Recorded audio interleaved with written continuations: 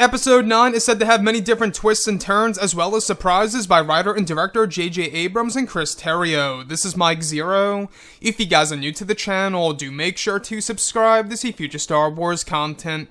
Now, one thing that a lot of fans are really curious about when it comes to this movie is exactly what J.J. Abrams will do with the character of Luke Skywalker. Now, we do know that J.J.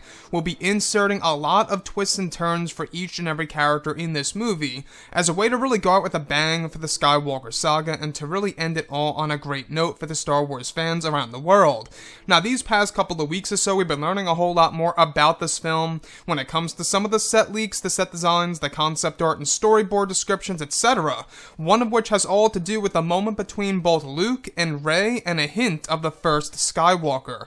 Specifically, a description of Luke Skywalker lecturing Rey about the ways of the Jedi and the power of the Force. It's described that both Luke and Rey appear to be standing in front of each other in front of a large Jedi temple. The last goes over Luke sitting on a rock while Rey leans against a tree. It's described to be a moment in which Luke lectures Rey about his bloodline and his ancestors.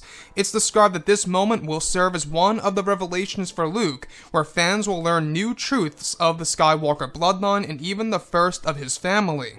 It's described that Luke is holding a book as a Force ghost, where he goes over a passage about the first of his bloodline, and how his ancestor was affiliated with ancient Jedi.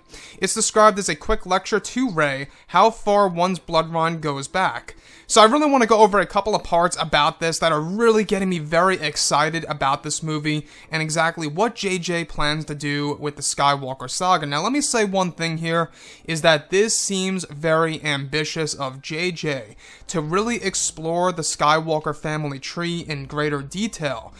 Till this day, we still don't really know about who came before Shmi Skywalker and who came before that, year before year before year.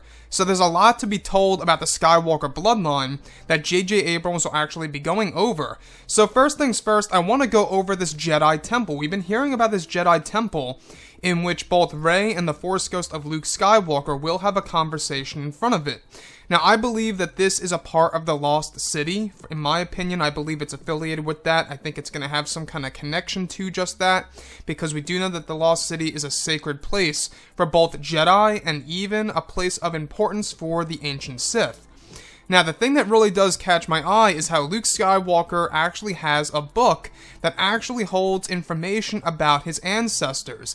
So it seems as though that this is either one of the Jedi books stored within the tree library that Rey took on Ahch-To, or B, this is a completely new book that we have never seen before that has to do with the origins of certain bloodlines that are very prominent within the galaxy.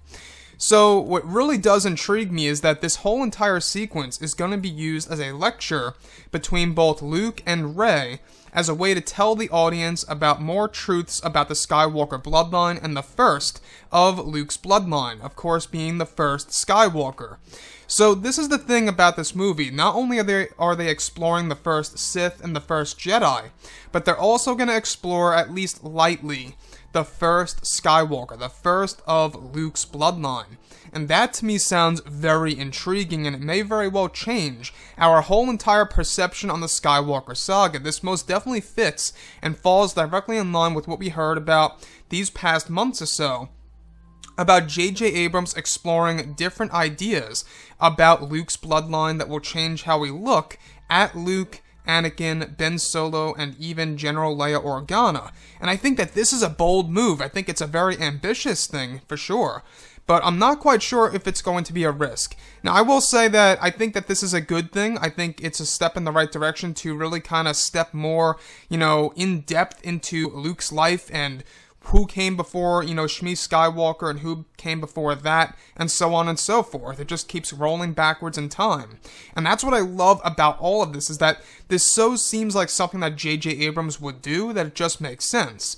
Now, lastly, this is serving as a lecture from Luke to Rey in order to show her how far bloodlines really go back and how, a family necessarily is very important within the galaxy. Now, this could absolutely have something to do with J.J. Abrams retconning parts of The Last Jedi by Rian Johnson.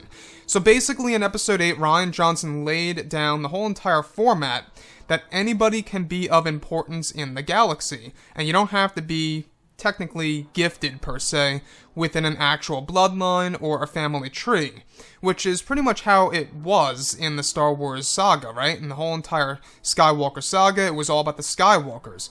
So, certain families, right, usually are more in tune with the Force. That was the original idea, and that's what Rian Johnson wanted to pull away from. So now in Episode 9, basically the tables are turning where it's going to revert back to that whole entire idea that it really is all about certain bloodlines and certain family trees that are more prominent within, of course, the Star Wars galaxy and more in tune with the Force. Anyways, guys, drop a comment below. Let me know what you think about all of this in the comments. And if you guys did enjoy the content for today, do make sure to drop a thumbs up on this video to support the channel. I thank you all so very much for the kind support, and I'll catch you guys next time.